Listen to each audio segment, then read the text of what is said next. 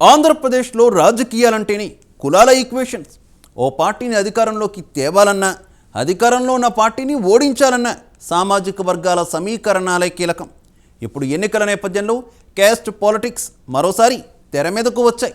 ఈ క్రమంలో కీలక నేతల చేరికలతో సామాజిక సమీకరణాల్లో వైసీపీ దూకుడు కొనసాగిస్తోంది. మరోవైపు టీడీపీ కూటమి కూడా అదే రేంజ్లో పెర్ఫార్మెన్స్ చేస్తోంది.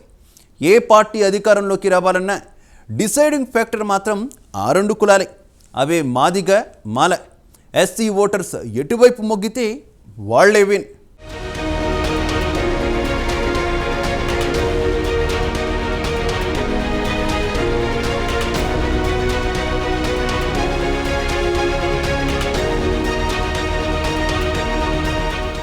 ఏపీలో కులంపైనే రాజకీయం నడుస్తోంది. కులాల లెక్కలపైనే నాయకులు సమీకరణాలు వేస్తున్నారు. పార్టీలు అలాగే ఉన్నాయి. కులాల వారీగా విడిపోతే కొన్ని సామాజిక వర్గాలైనా ర్యాలీ అవుతాయని భావిస్తున్నారు. కానీ కులంతో ఓట్లు పడవు. కాస్ట్ ఈక్వేషన్స్తోనే అధికార పీఠం అందదు. ఒక కులానికి చెందిన నాయకుడైనంత మాత్రాన ఆ కులపోల్లో ఓట్లన్నీ గుంపగత్తగా పడతాయన్న గ్యారంటీ లేదంటున్నారు పొలిటికల్ ఎక్స్పర్ట్స్.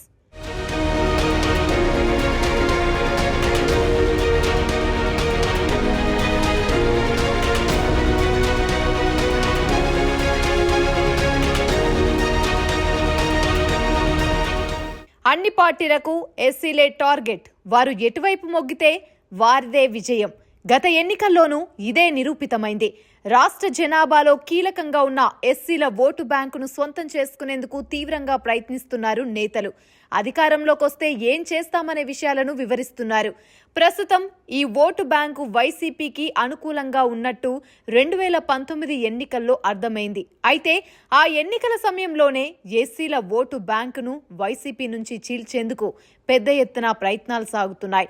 టీడీపీ అధినేత చంద్రబాబు ఎస్సీలను ఆకట్టుకునేందుకు తన హయాంలో వారి కోసం చేసిన పనులను వివరిస్తున్నారు.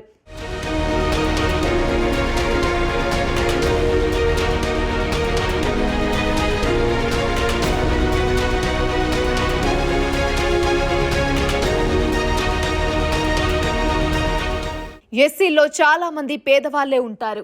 కాయా కష్టం చేసుకొని జీవించే వాళ్లే ఎక్కువ. ఇక వారి పిల్లలు కూడా ఎక్కువగా కూలి పనులు చేసుకుంటూ జీవిస్తూ ఉంటారు. వారికి కావలసిన మౌలిక వసతులు కల్పించాల్సిన బాధ్యత ప్రభుత్వంపై ఉంటుంది. అధికారంలోకి ఎవరున్నా వారిని విస్మరిస్తే తగిన మూల్యం చెల్లించుకోవాల్సిందే. అందుకే వారి కోసం అనేక సంక్షేమ పథకాలు ప్రవేశపెట్టారు.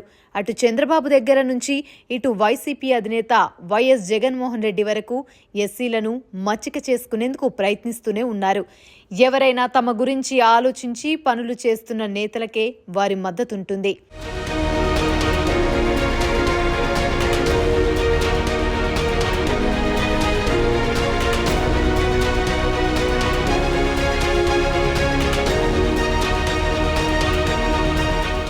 ఎస్సీల సంక్షేమాన్ని విస్మరించారని చంద్రబాబు ఆరోపిస్తున్నారు.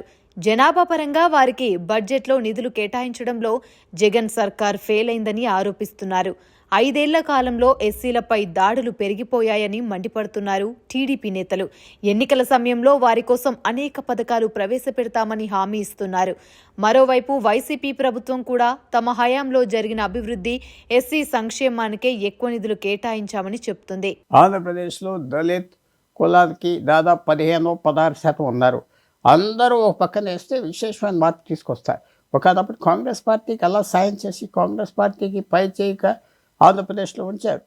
ఇప్పుడు ఎప్పుడైతే రాజకీయ కాంపిటీషన్ ఎక్కువైపోయిందో ఆ కులాలు కూడా మారిపోతున్నారు, ఎక్కువ డివైడ్ అయిపోతున్నారు. దాంట్లో మాత్రం అది అందరికి తెలిసిన విషయమే. ఎందుకంటే రిజర్వ్ సీట్లో 2 షెడ్యూల్ కాస్ట్ వాళ్ళకి ఇస్తారు కాబట్టి వర్గాలుగా ఎవరికి లాభం కోసం చూస్తున్నారు. అందరూ 100% ఒకటి వేయట్లేదు. ఒక 100% ఒక పార్టీకి ఇస్తే డిసైడింగ్ ఫ్యాక్టర్ అవుతారు. ఎప్పుడైతే సకానికి ఇటు అటు చీలిపోయారో ఇంకా వాల్యూ అంత లేదు. ఓట్ బ్యాంక్ కాదు. ఓట్ బ్యాంక్గా కొన్ని కులాలు చేస్తున్నారు, కొన్ని మతాలు చేస్తున్నారు. అది కొంచెం ఇంపాక్ట్ ఉంటుంది.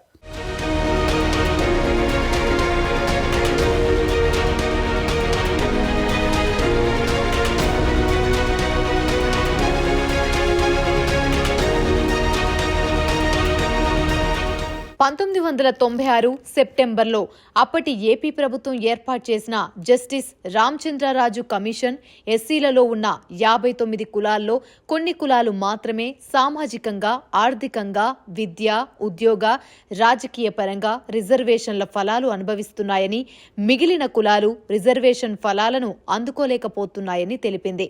అందువల్ల అందరికీ సమన్యాయం కోసం ఎస్సీలను ఏబీసీడీలుగా వర్గీకరించాలని సూచించారు. మొత్తం 59 కులాలకు 15% రిజర్వేషన్లు కేటాయించారు. ఈ మేరకు 2000 నుంచి 2004 వరకు ఏపీ ప్రభుత్వం ఎస్సీ రిజర్వేషన్ల వర్గీకరణ అమలు చేసింది. 2004లో దీనిని వ్యతిరేకిస్తూ దాఖలైన ఈవీ చిన్నయ్య వర్సెస్ ఆంధ్రప్రదేశ్ ప్రభుత్వం కేసులో సుప్రీంకోర్టు ఎస్సీ వర్గీకరణను రద్దు చేస్తూ వర్గీకరణ చేసే అధికారం పార్లమెంటుకు మాత్రమే ఉందని తీర్పునిచ్చింది. ఆ తర్వాత ఎస్సీ వర్గీకరణ కోసం జరిగిన పోరాటాలతో ఎస్సీలలో ఉన్న అసమానతలు తొలగించడానికి వర్గీకరణ చేపట్టాల్సిన అవసరం ఉన్నదని తెలియజేస్తూ కేంద్ర ప్రభుత్వం నియమించిన జస్టిస్ ఉషా మెహ్రా కమిషన్ 2008లో నివేదికను కేంద్ర ప్రభుత్వానికి అందజేసింది. ఆంధ్రప్రదేశ్లో ప్రత్యేక స్టేట్ 2014 నుంచి చూసేది తీవ్రమైన రాజకీయం ఉండాలి. రాజకీయ అధికారం ఎవరి చేతిలోకి వస్తే చిన్న రాష్ట్రం, గొప్ప రాష్ట్రం, ఎన్నో యాసెట్స్ ఉన్న రాష్ట్రం వాళ్ళ చేతిలోకి వచ్చేస్తుంది అని తీవ్రంగా మనం ఆలోచిస్తే కాస్ట్ వారు జరుగుతూ ఉండాలి. దీంట్లో క్లాస్ వార్ అంటే తరగతి పేద గొప్ప అని కాదు, కులం మీదే వెళ్తుంది. చిన్న కులాలు ఏకమచ్చి చెబుతారు, అవ్వరు. ఎందుకంటే అవనకుండా చేస్తారు. వాళ్ళకి ఆ మాత్రం రాజకీయం ఎక్స్పీరియన్స్ అనుభవం లేదు. కాబట్టి ఆంధ్రప్రదేశ్లో కొన్ని సంవత్సరాల వరకు కులమే డామినేట్ చేస్తుంది. దాంట్లో అతిపెద్ద అతి బలమైన ఐకమత్యంగా ఉన్న కులాలు 2, 3 వాళ్ళ చేతిలోనే రాజకీయం మాత్రం ఉంటుంది. ఎన్ని ప్రయత్నాలు చేసినా, ఎన్ని ఎలక్షన్లు ఉన్నా ఆ ఎలక్షన్ హడావుడి వేరు. ఆఖరికి అధికారం వచ్చేది ఈ 2 కులాల్లో ఏదో కులానికి వస్తుంది.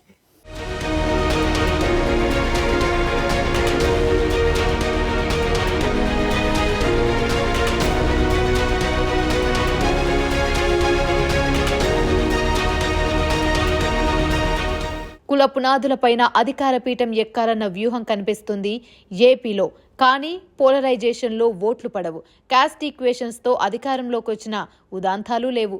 వ్యక్తిగత చరిష్మా, భాష, ప్రాంతం, పథకాలతోనే పవర్లోకి వచ్చిన సందర్భాలే అధికం. ఎన్టీఆర్ కులాలకు అతీతమైన నాయకుడు. ఆయన మీద అభిమానం ఓట్ల రూపంలో ప్రభంజనమైంది. అలాగే వైఎస్ రాజశేఖర రెడ్డి కూడా కులాలతో సంబంధం లేకుండా 2 సార్లు కాంగ్రెస్ను గెలిపించారు. అలాగని కులం ఓట్లు రాల్చదని కాదు, కేవలం కొంతవరకే. స్వంత కులం జనాలు ఓట్లేసినా అధికారంలోకి రావాలంటే మిగతా కులాలు కూడా మద్దతు పలకాల్సిందే. ఎన్టీఆర్, వైఎస్ల విజయాలకు అదే కారణం. ఏపీలో ఎస్సీల ఓట్లను కొల్లగొట్టేందుకు వైసీపీ, టీడీపీ కూటమిగా భావిస్తున్నాయి. ఈసారి అంత ఈజీ కాదంటున్నారు పొలిటికల్ ఎక్స్పర్ట్స్. 2019కి ఇప్పుడు జరిగే ఎలక్షన్స్ కు చాలా చేంజెస్ వచ్చాయని చెప్తున్నారు. మాలలు, మాదిగల్లో కూడా తెలివితేటలు పెరిగిపోయాయని, ఓటు వేసే ముందు ఆలోచించి నిర్ణయం తీసుకుంటారని చెప్తున్నారు. అప్పుడో లెక్క, ఇప్పుడో లెక్క అంటున్నారు ఎస్సీలు. చూడాలి మరి ఏం జరుగుతుందో, ఎవరికి వాళ్ళు జై కొడతారో.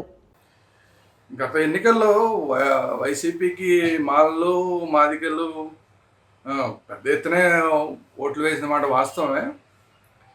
అయితే 2014 ఎలక్షన్లప్పుడు చూస్తే సరే మాలలు కొంత వైసీపీకి అనుకూలంగా ఉన్నా కూడా మాదిగలు టీడీపీకి అనుకూలంగా ఉన్నారనేది ఒక వాస్తవం. అయితే ఏంటంటే ఎప్పుడూ కూడా క్యాస్ట్ వైజ్గా మొత్తంగా ఏ పార్టీకి అనుకూలంగానో లేకపోతే ఏ పార్టీకి వ్యతిరేకంగానో ఉంటుందని కూడా కరెక్ట్ కాదు. అయితే ఏంటంటే గత ఎన్నికల్లో క్రిస్టియన్ మోడల్ ఎస్సీలు అంటే ఎస్సీల్లో మాలలు అనేది కాదు, హిందూ మాలలు కాదు. అయితే ఇప్పుడు మనం గుర్తుపెట్టుకోవాల్సింది ఏంటంటే అదే వైసీపీకి వ్యతిరేకంగా ఇప్పుడు బ్రదర్ అనిల్ పనిచేస్తున్నారు, కాంగ్రెస్కి అనుకూలంగా పనిచేస్తున్నారు. ఎందుకంటే వాళ్ళ మిస్సెస్ షర్మిల ఇప్పుడు కాంగ్రెస్ పార్టీకి పీసీసీకి ప్రెసిడెంట్గా ఉన్నారు ఆంధ్రప్రదేశ్కి.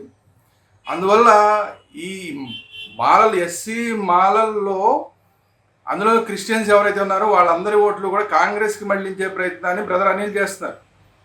అందువల్ల ఈసారి గతంలో వేసిన వైసీపీకి వేసిన మాలల్లో క్రిస్టియన్స్ ఎవరైతే ఉన్నారో వాళ్ళు ఈసారి పూర్తి స్థాయిలో వైసీపీకి వేస్తారా లేదా అనేది క్వశ్చన్ మార్క్.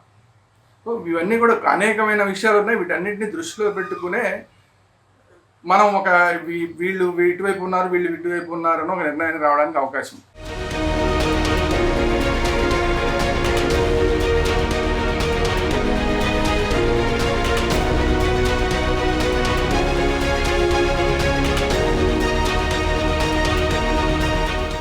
ఆంధ్రప్రదేశ్లో ఎస్సీల ఓట్లను కొల్లగొట్టేందుకు వైసీపీ టీడీపీ కూటమి భావిస్తున్నాయి.